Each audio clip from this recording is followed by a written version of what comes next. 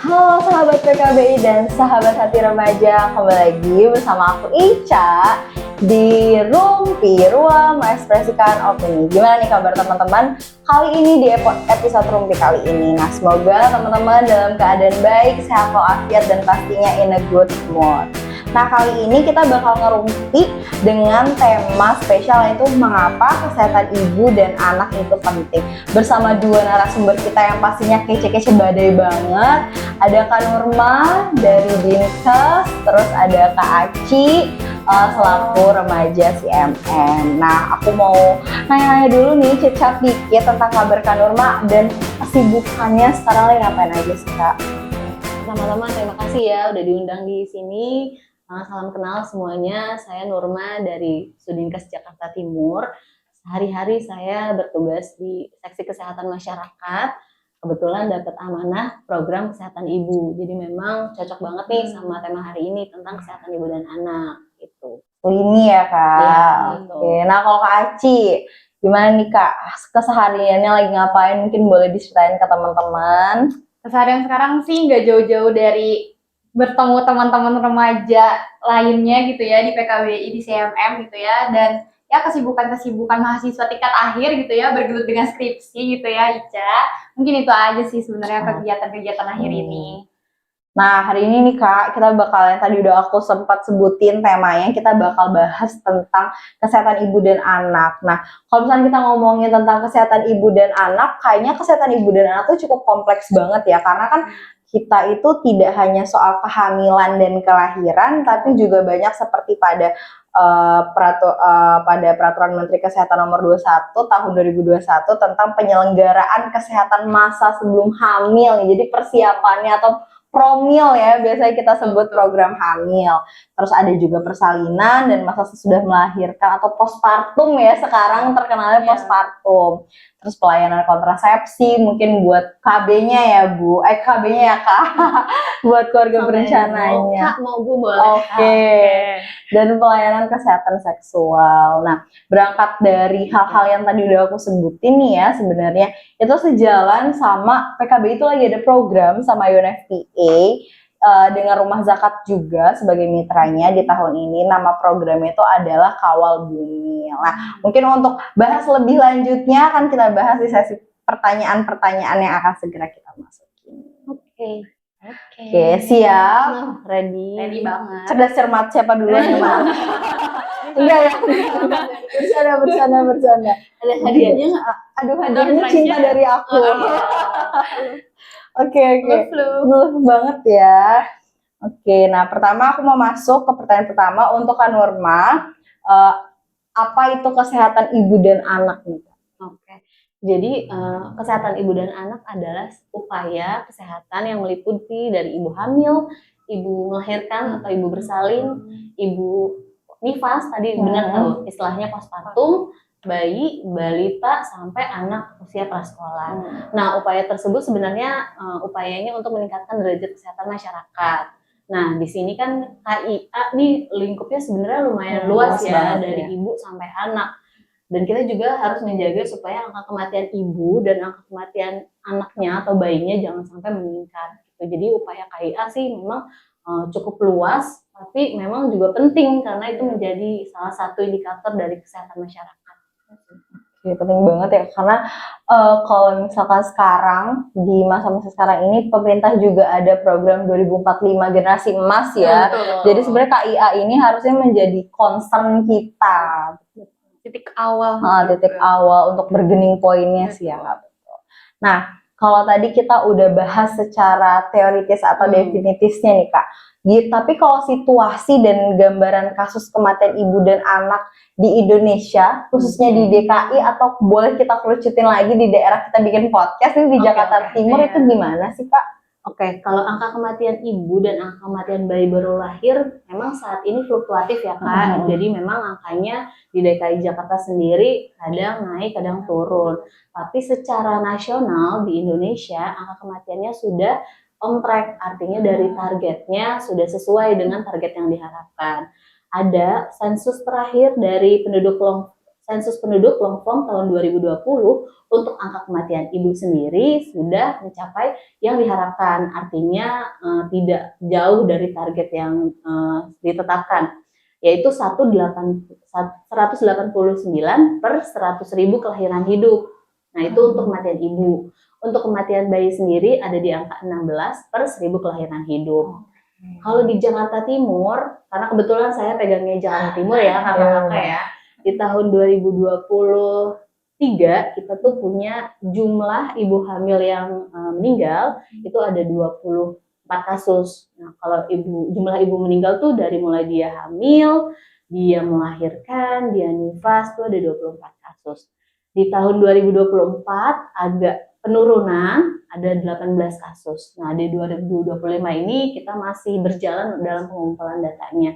Tapi secara garis besar memang sudah mengalami penurunan, tapi juga nggak aware nih Kak. Iya, betul ya. Jadi tetap upaya-upaya dan strateginya tetap kita kejar, tetap kita jalankan walaupun angka kematiannya turun. Kan kita mungkin sering dengar juga ya kakak-kakak ada target SDGs yang harus dicapai di tahun 2030. Mudah-mudahan nanti targetnya tercapai ya.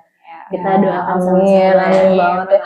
Apalagi kita ya Kak Aci yang mungkin dalam 4-5 tahun ke depan akan menjadi target program pemerintah. Iya, tentang KIA ya. Ternyata sedekat itu ya. Iya, sedekat itu benar. Apalagi Kak Aci mungkin ya. Aduh, takut ya. Aduh, jangan kita belum selesai. Oke. Tepat pada waktunya. Tepat pada waktunya. Terima kasih, Kak. Karena kan takutnya belum siap rahim kita ya, Kak. Oh ya Kakak, bukan Ibu. Oke, nah kalau tadi kita udah ngomongin gimana sih apa aja yang dibutuhin sama ibu hamil selama masa kehamilan hingga melahirkan. Karena tadi Kak Nurma sempat mention kalau misalkan ternyata saat nifas pun ada angka kematian di situ kan, walaupun angkanya memang dari tahun 2024 sudah mulai decrease ya Kak sampai sekarang. Betul. Kalau pertanyaannya apa aja yang dibutuhkan ibu hamil tuh jawabannya luas banget ya. Tapi yang paling penting mungkin antenatal care-nya. Pernah dengar antenatal care? Belum dengar. Nah, jadi itu adalah pemeriksaan selama masa kehamilan. Kalau masa kehamilan itu minimal ibu hamil harus mendapatkan pemeriksaan 6 kali selama kehamilan. 1 kali di trimester 1, 2 kali di trimester 2, 3 kali di trimester 3. Di antaranya itu di kunjungan pertama dan kunjungan ketiga itu wajib dapat screening oleh dokter atau dokter spesialis kandungan. Nah itu basicnya dulu nih. Nah ibu hamil tuh wajib juga punya buku KIA. Kalau dulu kakak nih pernah datang ke Posyandu. Kuping nggak sih? Iya, kuping. Itu buku pink namanya buku KIA. Ibu hamil juga perlu karena di buku KIA itu banyak banget edukasinya.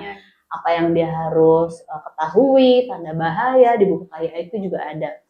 Nah, yang gak kalah penting juga nutrisi buat ibu hamil ya. Ibu hamil harus dapat gizi seimbang, harus dapat suplementasi yang cukup. Kalau ibu hamil tuh wajib dapat tablet tambah darah. Pasti kakak-kakak remaja juga pernah ya dengar program tablet tambah darah bagi remaja. Nah, ibu hamil apalagi nih, karena kebutuhannya double buat dirinya dan buat janin. Jadi wajib dapat suplementasi itu. Nah, di samping itu juga harus punya perencanaan untuk persiapan persalinan. Ada namanya program P4K. Jadi di buku KIA itu Kak, nanti kalau kakak-kakak nanti hamil, datang ke fasilitas kesehatan akan dapat buku KIA. Di buku KIA itu ada stiker P4K, program persiapan persalinan dan pencegahan komplikasi.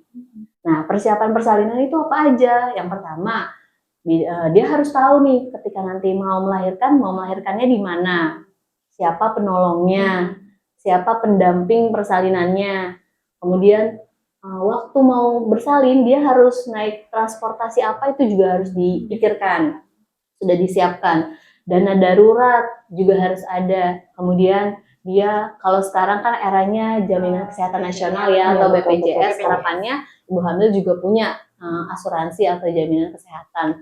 Dan gak kalah penting juga persiapan donor darah, karena ibu hamil rentan sekali terjadi pendarahan. Betul. Jadi dari hamil tuh udah disiapkan juga tuh, nanti ketika saya melahirkan saya butuh darah, siapa pendonor darahnya gitu. Jadi di screening tuh waktu ANC tadi, antenatal care akan dicek dia golongan darahnya apa, kadar hemoglobinnya gimana, apakah masuk ke kategori anemia atau tidak. Nah, anemia juga lumayan banyak nih Kak, jadi kakak-kakak remaja tuh gizinya harus cukup, jangan sampai nanti jatuh ke ibu hamil anemia. Nah, kalau mau diceritain lagi tuh masih banyak lagi Kak. Jadi Ibu Nifas, tadi kan mentionnya tentang Ibu Nifas. Ibu Nifas juga ada standar pemeriksaannya ke fasilitas kesehatan. Dan kalau saat ini, mudah-mudahan sih di DKI Jakarta udah tidak ada dukun persalinan ya Kak. Iya, amin. Jadi persalinan tuh wajib di fasilitas kesehatan. Jangan lagi ada persalinan di dukun, di rumah, di jalan dengan penolong yang tidak kompeten. Seadanya, Ya, ya. betul. Jadi harus di fasilitas kesehatan dengan petugas yang kompeten. Gitu sih Kak. Oh iya bener banget. Nah tadi aku sempat ada yang menarik nih tentang remaja obat-obatan. Kak Iya. Aci ngalamin gak sih pas sekolah? Ngalamin dan dikasih gitu Iya, ya. iya. Kayaknya hampir setiap berapa bulan dikasih gitu betul, ya. betul. Tapi ya gitu balik lagi banyak remaja tuh nggak aware tuh Iya, sama betul. obat tambah darah itu fungsinya apa gitu ya. Mungkin dari sosialisasinya masih minim gitu ya. Jadi sekolah hanya menyampaikan bahwa oh iya ada tablet tambah darah silakan dimakan gitu ya.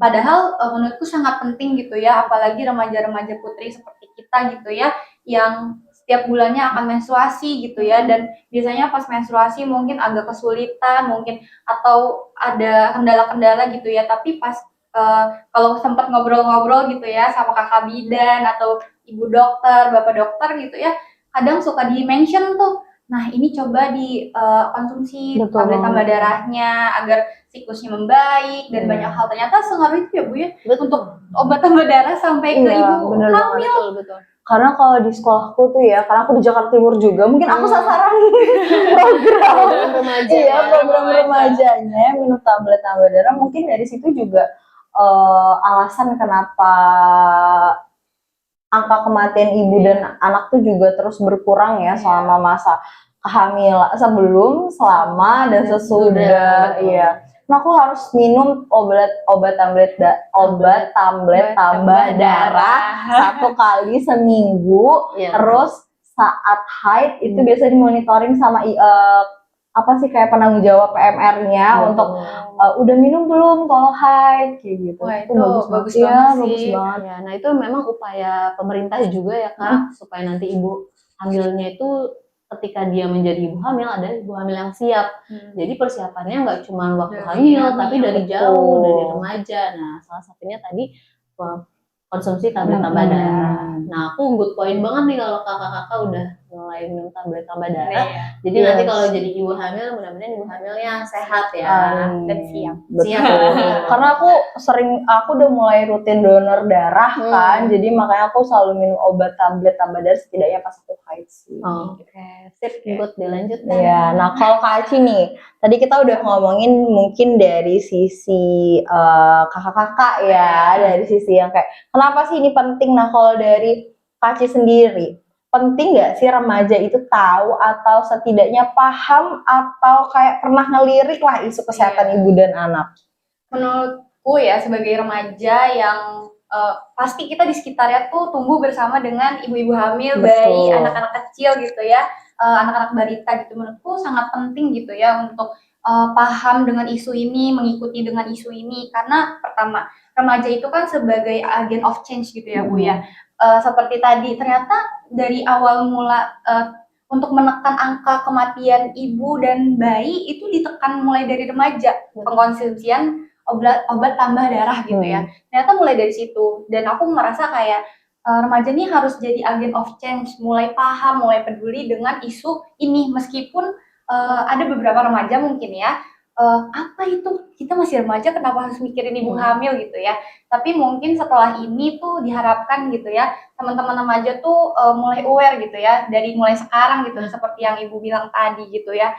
Kalau misalnya kita bisa jadi agent of change dan lain-lain, dan juga ini membantu gitu ya untuk lingkungan sekitar gitu ya, misalnya saudara kita mulai dari paling dekat gitu ya, ring satu kita gitu, misalnya kita mengurangi resiko mereka gitu ya, untuk seperti misalnya ada pendarahan dan lain-lain gitu ya, dan resiko-resiko lainnya seperti penyakit menular seksual gitu ya, yang teman-teman remaja biasanya membahasnya di kesehatan reproduksi gitu ya, dan mungkin itu bisa jadi tambahan informasi gitu untuk ibu hamilnya dari kita gitu untuk menginformasikan, dan juga kita bisa mendorong mereka untuk sadar gitu ya, misalnya tadi harus sadar kalau misalnya untuk persalinan itu tidak lagi dengan dukun gitu ya, harus ke fasilitas kesehatan yang memadai dan berkompeten misalnya. Itu kan kita bisa mendorong mereka untuk sadar gitu ya.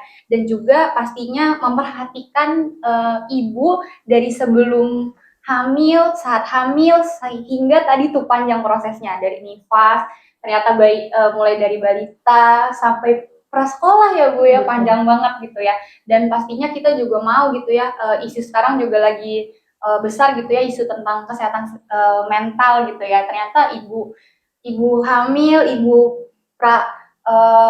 setelah hamil gitu ya, melahirkan juga penting gitu diperhatikan mentalnya. Makanya peran si remaja ini cukup penting di lingkungan untuk bersama mendampingi para ibu hamil dan juga ibu yang sudah melahirkan gitu sih.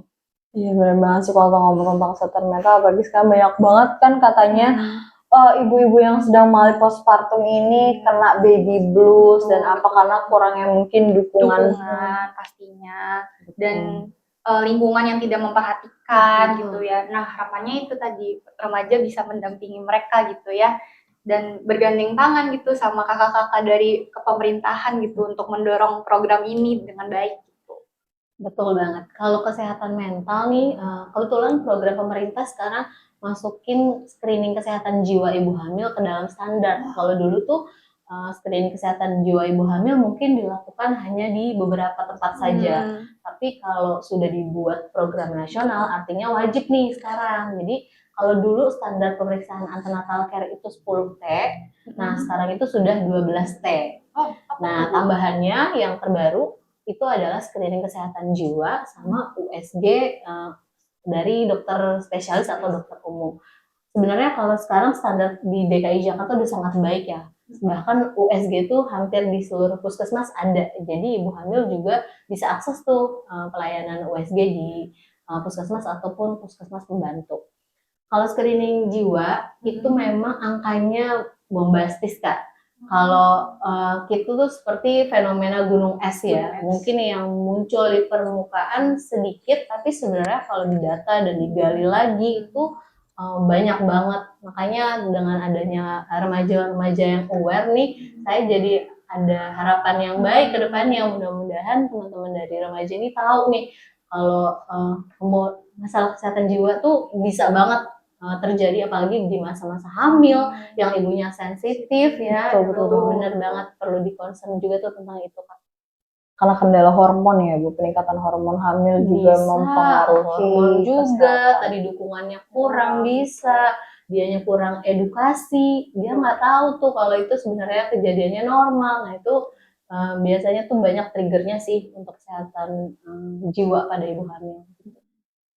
Nah, kalau misalkan terkait dengan keterlibatan ya, tadi kita udah bahas tentang keterlibatannya nih. Apa saja sih peran pemerintah terkait kesehatan ibu dan anak secara spesifik selain TTD dan beberapa rangkaian tes yang udah dilakuin tadi nih Kak? Nah, kalau pemerintah sebenarnya memastikan bahwa layanan kesehatan itu dapat diakses dengan mudah. Yang pertama itu ya. Jadi nggak harus lagi tuh dia naik jalan transportasi yang jauh untuk dapat layanan kesehatan ibu gitu misalnya. Sekarang di masing-masing kelurahan pun bisa dapat. Itu yang pertama. Yang kedua mungkin kualitas layanannya. Jadi jangan cuman dia datang tapi dia nggak dapet pemeriksaan yang lengkap. Sekarang sih kalau di puskesmas sendiri pemeriksaan sudah sangat lengkap Kak.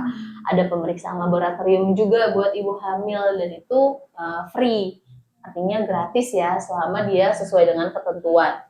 Dan kemudian ada juga memastikan rujukan. Rujukan ini juga penting bahwa ibu hamil yang punya komplikasi itu dia dapat nih layanan rujukannya ke rumah sakit yang baik ya. Kalau di DKI Jakarta khususnya di Jakarta Timur sendiri kita sebenarnya banyak Kak pilihannya rumah sakitnya. Iya dan lokasinya juga tersebar ya, lumayan tersebar. Jadi harapannya nggak ada tuh ibu hamil komplikasi yang tidak tertangani.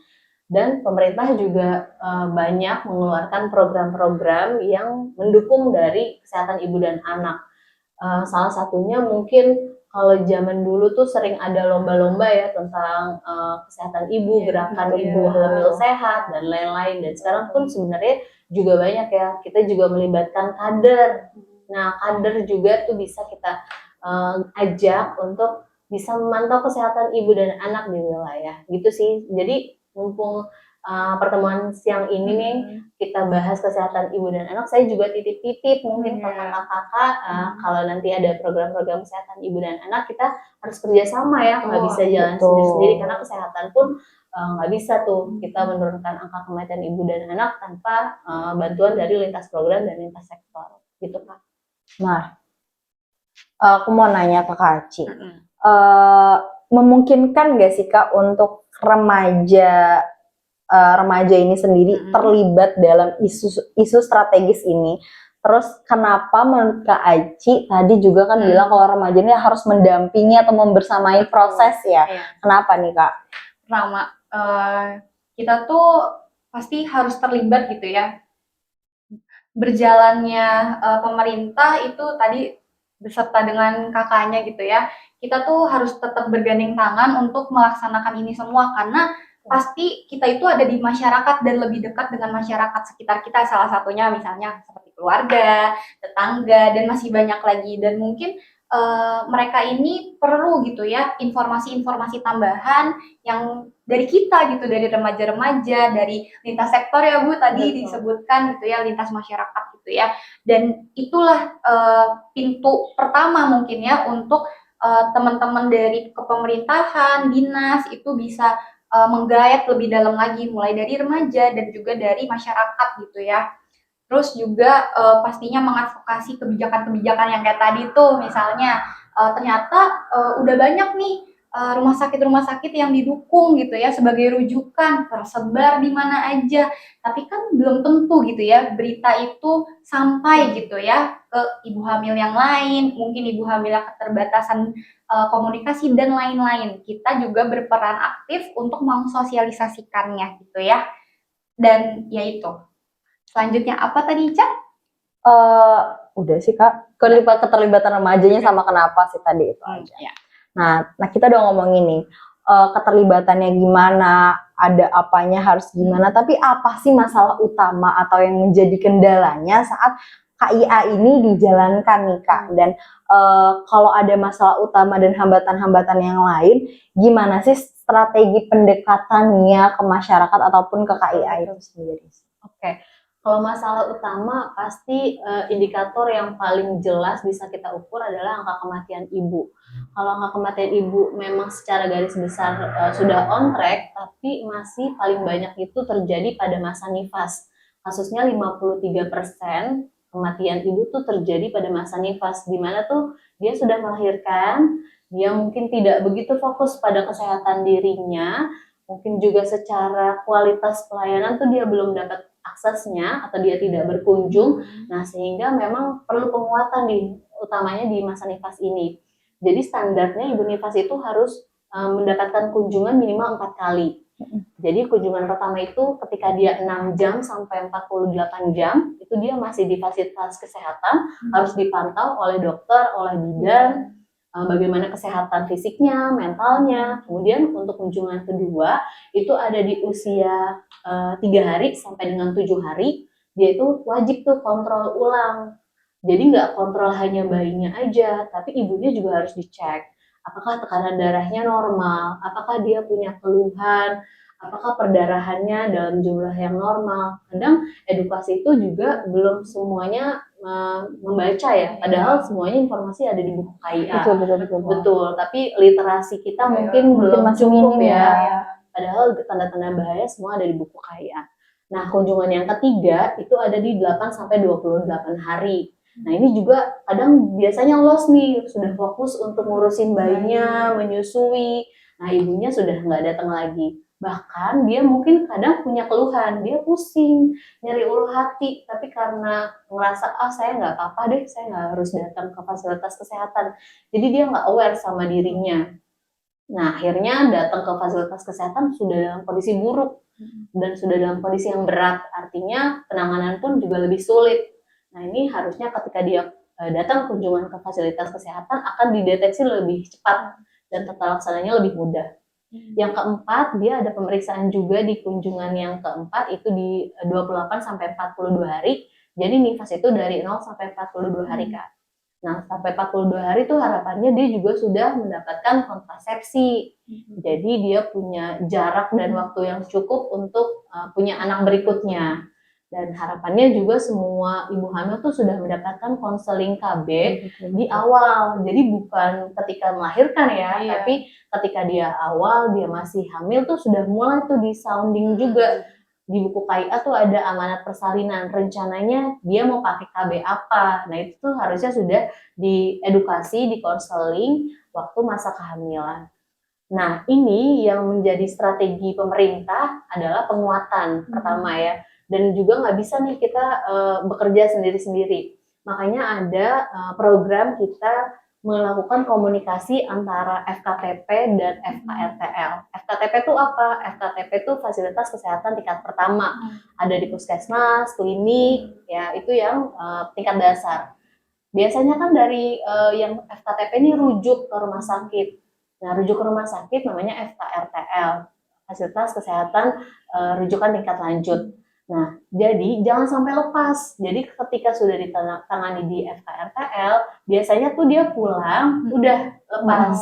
Nah, itu yang sering terjadi masalah tuh akhirnya tidak dipantau. Makanya kita lagi mulai nih menggerakkan ketika pasiennya pulang dari rumah sakit juga ada komunikasi ke FKTP bahwa pasiennya sudah pulang. Jadi nanti akan diawasi oleh puskesmas. Nah, puskesmas juga akan feedback lagi ke rumah sakit bahwa pasiennya sudah saya kunjungi, kondisinya baik, dalam keadaan normal. Atau mungkin misalkan ditemukan masalah nih. Nah, dari puskesmas akan rujuk ke rumah sakit lagi. Jadi harapannya kita bisa menekan sangat banyak untuk kematian di nifas, jangan sampai terus meningkat gitu sih. Paling pentingnya di masa nifas, karena kita sering kecolongan nih Kak. Karena dia kalau datang ke rumah sakit mungkin sudah ada penanganan dokternya, bidannya, bahkan kalau di rumah sakit lengkap ya. Kita bisa konsul ke penyakit dalam dan lain-lain. Nah, ketika dia di rumah, nah ini nih golden periodnya juga nih, ternyata kalau nggak cepet-cepet dia dapat penanganan, dia bisa aja perburukan di rumah. Perburukan di rumah dia nggak tahu bahwa dia tuh bahaya loh kalau dia mengalami ini. Nah, dia diem aja. Nah, itu sih kita yang kita perhatikan. Kita juga sering edukasi ke pertemuan-pertemuan dengan lintas sektor bahwa ibu nifas nih perlu dipantau lebih lanjut loh, jangan sampai kita nggak aware karena kematian ibu tuh banyak banget di masa nifas. Itu sih Kak. Iya bener banget yang kayak Kak Aci mention tadi, kalau misalkan remaja mungkin karena kita paling dekat ya dengan ibu gitu. Kita harus menjadi pendamping ya tadi ya Kak, untuk jadi reminder, karena walaupun dibilang anak Gen Z, anak Alpha dan ini tuh bawel ya, padahal sebenarnya kebawelan kita itu bagus banget untuk mendampingi. Nah kalau ngomong, ya Kak Aci mau apa? Jadi lebih ke kita tuh mau ibu-ibu ini mungkin gitu ya, di pikiran pertama mereka mungkin seperti yang tadi kakak bilang gitu ya, banyak yang mereka mulai tidak memperhatikan diri mereka sendiri karena memperhatikan bayinya gitu ya. Ya harapannya tuh remaja gitu ya memperingatkan gitu ya bahwa ada waktunya loh untuk melihat diri sendiri juga gitu ya, apakah ada kendala-kendala gitu ya, misalnya mulai dari kesehatan seperti tadi gitu ya, dan selain itu kan kita juga bisa menginformasikan gitu ya, tadi yang sempat aku bilang sebelumnya gitu ya, mungkin karena literasi kita masih minim gitu ya, dan kita membutuhkan visual, salah satu visualnya adalah misalnya datangnya remaja gitu ya untuk mensosialisasikan, mungkin itu sangat membantu gitu ya di kegiatan nanti kita berikutnya gitu untuk bertemu dengan para ibu hamil atau ibu nifas gitu ya, dan itu adalah langkah awal mungkin ya untuk membantu ibu hamil gitu dengan cara remaja gitu. Sebagai reminder ya Kak. Betul. Nah, tadi kalau ngomongin tentang program nih ya Kak, yang udah aku sempat mention di awal, PKB sendiri itu juga punya program namanya Kawal Bumil. Nah, program ini mewujudkan atau mengimplementasikan upaya penurunan angka kematian ibu yang intervensinya dibuat secara komprehensif, menyeluruh dengan pendekatan siklus hidup. Jadi yang kayak tadi sebelum, saat, sesudah, dan akan ya kan Kak.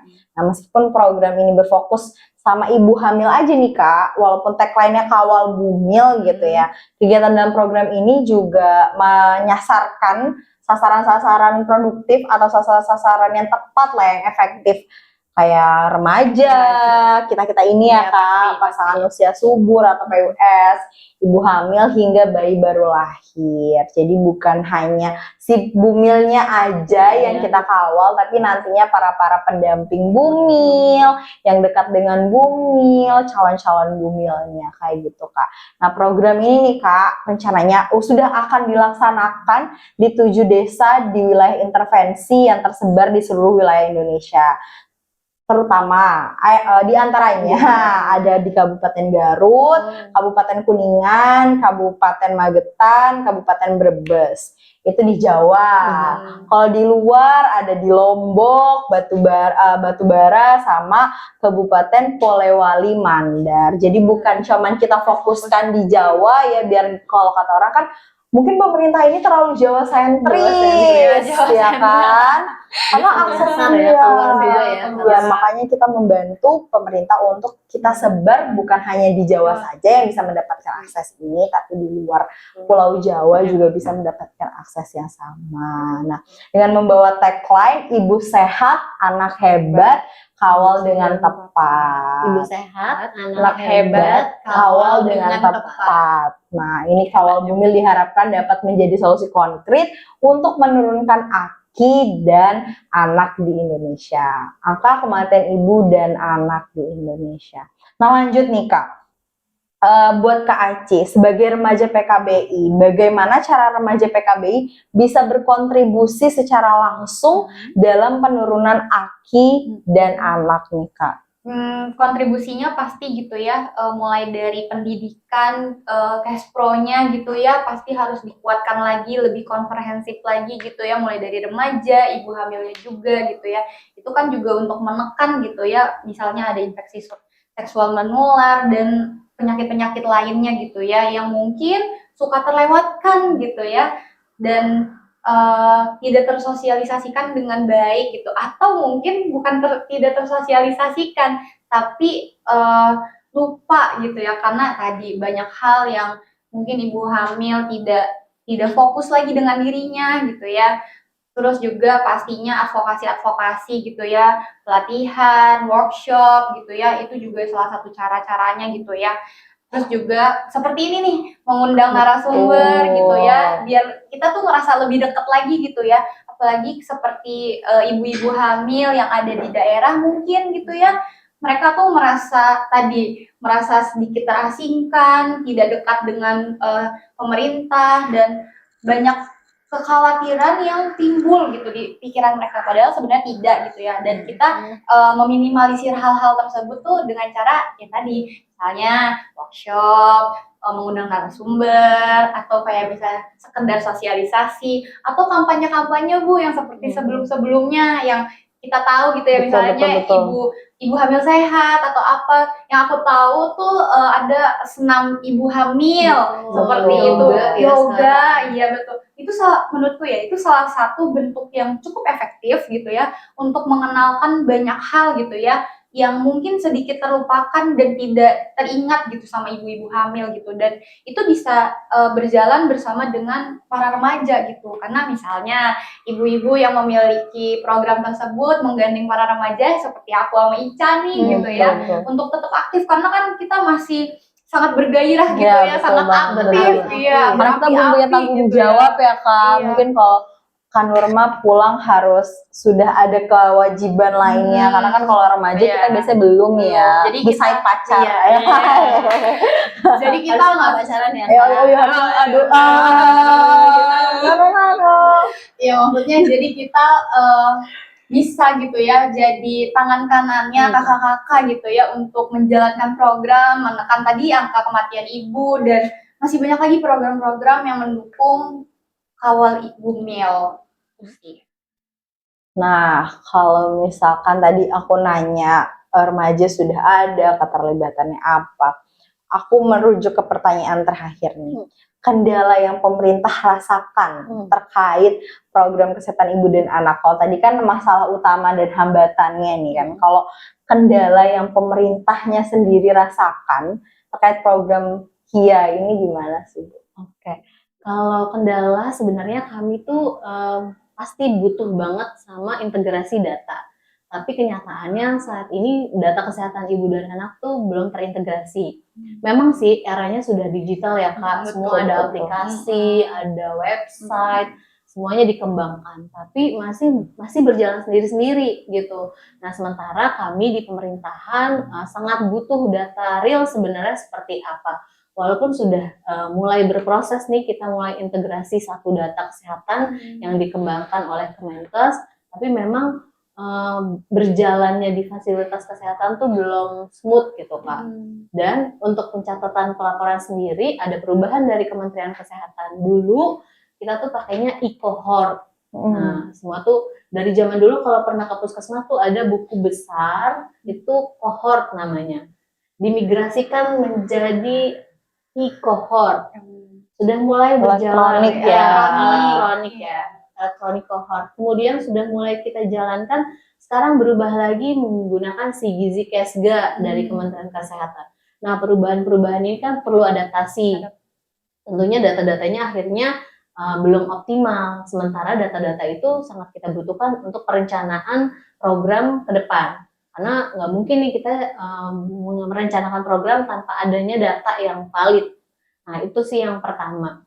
Yang kedua, di DKI Jakarta sendiri, mobilitasnya tuh masih tinggi ya. Ibu hamil tuh kadang mungkin sekarang tinggal di kecamatan A, besok pindah ke kecamatan B, 3 hari kemudian dia pindah lagi. Nah, itu tuh pemantauannya yang lumayan sulit. Walaupun secara akses, sebenarnya mereka boleh aja sih periksa di rumah sakit A, besok ke puskesmas B, tapi mengumpulkan datanya tuh yang masih menjadi PR. Jadi datanya tuh bisa tercecer di fasilitas kesehatan. Pecah-pecah ya. Jadi kayak puzzle gitu ya Bu ya. Betul. Nah bisa disatukannya dengan buku KIA itu tadi. Makanya pentingnya ibu hamil punya buku KIA dan dicatat dengan lengkap itu sebagai media komunikasi antar fasilitas kesehatan. Nah berkaitan dengan buku KIA juga yang versi 2024 itu sudah sangat banyak gambar-gambar Kak, visual. Kalau dulu tuh buku KIA mungkin orang ngelihatnya tulisan-tulisan, tabel-tabel. Nah, jadi kurang menarik. Nah, sekarang buku KIA yang terbaru itu sudah banyak gambar-gambar. Jadi lebih visual.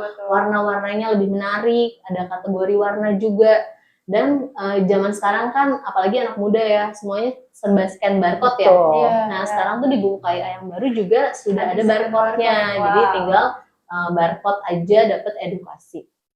Nah, tapi pemanfaatannya nih, gimana pemanfaatannya bagi ibu hamil? Apakah benar-benar dimanfaatkan? Apa cuma yang penting punya? Karena kalau datang saya akan ditanya di buku KIA-nya. Benar, asal formalitas ya. Betul. Nah, harapannya kakak-kakak juga Kak Ica, Kak Aci, buku KIA itu boleh juga tuh sering-sering disinggung ketika turun ke masyarakat, ketika edukasi bahwa buku KIA itu penting gitu. Penting untuk dibaca. Itu, iya benar, bukan untuk dipajang, disimpan baik-baik dan dibawa. Iya benar, jadi harus dipahami benar-benar isinya.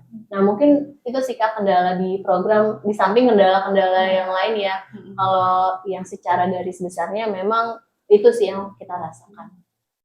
Itu Pak. Nah, kalau Kak Aci, tadi kita udah coba ya Kak. Nah, ketika mereka udah paham, mereka udah sadar, gimana cara yang efektif untuk makin ditingkatkan nih Kak kesadarannya, bukan cuman sekedar tahu aja dan sadar, tapi jadi ada kesadaran gitu kan. Benar. remaja tentang peran mereka dalam KIA ini, kesehatan ibu dan anak. Gak jauh-jauh dari jawabanku sebelumnya gitu ya, dari jawabanku sebelumnya pasti remaja itu harus selalu memiliki pijakan gitu ya. Pijakannya apa? Pendidikan pastinya ya. Pendidikan apa? Kespro, kesehatan reproduksi, dimulai kenalkan lebih dini, dan mereka tuh harus gitu ya, tadi karena pendidikan ini dianggap membosankan, jadi kita nih para remaja yang masih punya jiwa-jiwa kreatif gitu ya, harus lebih lagi gitu ya berusaha untuk mengenalkan pendidikan-pendidikan ini lebih komprehensif dengan cara kreatif gitu. Dan juga selain itu kampanye-kampanye gitu, kampanyenya harus interaktif gitu ya. Dan juga pastinya gitu ya program-program untuk peer education kayak gitu. Berarti bukan cuma sekadar kita sosialisasi aja, tapi di follow up dengan adanya kampanye-kampanye lebih lanjut ya Kak. Nah, aku ke pertanyaan terakhir, yaitu closing statement. Karena kalau podcast atau ngobrol-ngobrol gini, nggak lengkap nggak sih kalau nggak ada closing statement? Karena biasanya di rumpian tongkrongan aja pasti bakal ada salah satu orang yang bakal, dah pokoknya intinya gimana nih? Nah, kalau dari Kak Aci, gimana intinya nih Kak, menurut Kakak? Kalau aku sih ya lebih ke pengen melihat gitu ya dari kakak-kakak pemerintah gitu ya, melihat kami sebagai remaja tuh bagaimana gitu, apakah peran kami beneran membantu gitu ya untuk menjalankan program-program yang kita harus bergandengan gitu ya, salah satunya ini mengawal Bumil gitu ya, dari sebelum, saat dan sesudah dan sampai anaknya prasekolah. Apakah peran kami ini udah berkesinambungan dengan kakak-kakak di kepemerintahan dan membantu programnya gitu ya. Kalau misalnya sudah gitu ya, apa yang perlu ditingkatkan gitu, biar kita nih tetap punya api yang membara untuk selanjutnya, step selanjutnya gitu. Ini jadinya pertanyaan Iya, ya. banget nih dijawab Kak Norma. Oke, sebenarnya saya merasa paling karena dulu juga saya pernah pegang program kesehatan reproduksi. Memang kesehatan reproduksi ini paling penting untuk dikuatkan, apalagi di remaja ketika dia mau menyiapkan dirinya ke masa dewasa. Nah, remaja ini perlu didampingi, bener banget. Kalau kakak-kakak mau mendampingi ibu hamil itu sangat good point buat kami di pemerintahan.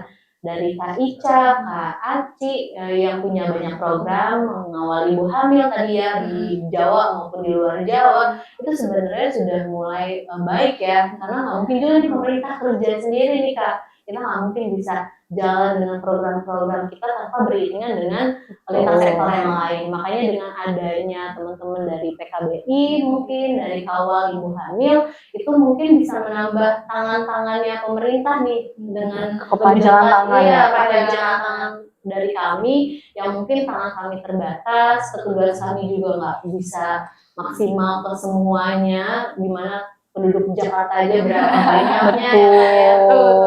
Memang sinerginya harus penting. Mungkin ada pertemuan rutin juga perlu ya Pak. Jadi sebenarnya teman-teman PKBI itu ngerjain apa sih? Nah kami tuh di pemerintahan ngerjain apa sih? Dari mana yang bisa kita integrasikan? Itu juga menurut saya penting. Jadi nggak cuma jalan sendiri-sendiri, tapi ada nih kesinambungannya di mana. Kalau yang saya lihat teman-teman dulu juga saya pernah diundang tuh di acara salah satu di PKBI tentang remaja. Saya lihat udah datang edukasi langsung ke sekolah ya. Jadi kampanye itu real ya, datang langsung gitu. Dan interaktif, saya lihat semuanya kreatif. Tadi kata Kak Aci, pendekatannya harus kreatif karena anak muda tuh nggak bisa tuh kalau yang mau nonton tuh langsung tidur. Iya, tidur marem langsung. Nah, atau nggak buka HP main Block Blast. Nah, itu lagi ngetren gitu kan. Sekarang udah nggak apa tuh, sekarang mainnya lebih banyak lagi ya. Iya, benar. Jadi gamenya ya. Nah, nggak lengkap nih Kak Aci. Tadi malah nanya, tapi aku mau nanya kesimpulan kalau Kak Aci sendiri gimana nih Kak? Kalau dari aku gitu ya, pastinya remaja harus terus berperan aktif mendampingi ibu-ibu hamil dari proses sebelum hamil, saat hamil, dan sesudah hamil gitu ya, sampai nifas disebutnya gitu ya, sampai prasekolah yang tadi kakak bilang gitu ya. Dan pastinya dukungan untuk ibu hamil ini sangat penting dan terus ditingkatkan lagi gitu ya. Dan kita harus terus aware gitu ya tentang hal ini gitu ya. Dan jangan lupa kasih perhatian untuk ibu hamil karena ibu hamil juga perlu perhatian. Nah, kalau dari Kak Norma sendiri gimana nih Kak harapannya tentang KIA ke depannya, dan mungkin ada pesan dan pesan untuk PKBI karena kita juga lagi ngejalanin program Kawal Bumil yang tadi kita udah introduction nih. Saya sih sebenarnya tadi udah banyak selip-selip titip-titip ya. Betul banget. Mungkin tetap semangat aja teman-teman di PKBI, kalau udah punya niat nih, tahu goalsnya mau apa, ayo dikejar sama-sama semuanya, fokus. Walaupun mungkin kakak-kakak nyambi ya, ada yang sambil kuliah, ada yang mungkin punya kesibukan yang lain, tapi semangatnya untuk meningkatkan derajat kesehatan masyarakat, khususnya di program kesehatan ibu dan anak, saya harap tetap punya nih berapi-apinya tadi, harus tetap dijaga fokusnya, arahnya kemana. Misalnya mau advokasi yang dijalankan dengan baik. Kalau kami dari pemerintahan tentu pasti akan mendukung segala program yang tujuannya sangat baik, menekan angka kematian ibu dan angka kematian bayi. Paling juga titik disampaikan bahwa kesehatan ibu ini bukan hal yang ringan ya, bukan hanya di atas kertas, itu nyawa loh. Yang kita bahas dari tadi tuh angka kematian itu bukan hanya sekedar angka, tapi nyawa orang yang meninggal begitu saja, dan perlu evaluasi. Dan kami pastinya dari pemerintahan akan terus bekerja sama, akan terus melakukan upaya-upaya untuk menekan angka kematian ibu dan angka kematian bayi. Itu sih Kak. Oke, insightful banget ya ngerumpi kita kali ini ya. Berat ya dilatih ya. Iya, betul banget. Kita nih remaja berat juga nih. Semoga kita pundaknya kuat-kuat ya. Kuat banget ya, nggak terlalu jompo kayak tagline remaja jompo. Bener banget. Lebih kuat ternyata ya. Iya, Pasang koyornya, ya, jangan lupa. betul. Kita harus banyak-banyakin diplosa ya, inhalernya, bener banget. Iya dong, cepetnya berkurang nih. Nah, conclusionnya nih, ternyata situasi dan gambaran tentang kasus Aki itu udah terus berkurang, alhamdulillahnya ya Kak. Terus tadi kita juga sempat bahas apa aja sih kebutuhan ibu hamil. Ternyata kebutuhannya kan kalau biasanya kita cuma bilang kebutuhannya tuh asupan. Ternyata ada hal yang lebih penting daripada asupan, kayak pendampingan, support finansial, persiapan, antenatal care, terus tentang gimana ternyata transportasi dan infrastruktur yang ada, dari itu harus kita pikirkan juga ya, komorbitasnya, penyakit apa yang sebelumnya udah ada kayak gitu. Nah terus tadi nih tentang pentingnya penekanan awareness kalau kata Kak Aci tadi, karena remaja itu agent of change yang Kak Aci berkali-kali recall tadi. Nah terus Aci juga bilang kalau misalkan kita belum hamil ya setidaknya kan kita bisa jadi pendonor darahnya nih kalau orang di sekitar kita lagi butuh. Makanya penting banget kita minum TTD, tablet tambah darah. Ini aku udah contekan dikit. Nah habis itu tadi tentang layanan kesehatan sama kualitas kesehatannya yang pemerintah ini juga udah gencar terus tingkatin ya Kak. Tadi yang tadi hanya ada 10 T, sekarang ada 12 T. Ternyata udah bagus banget, dan PKBI juga yang membantu pemerintah dengan program Kawal Bumilnya.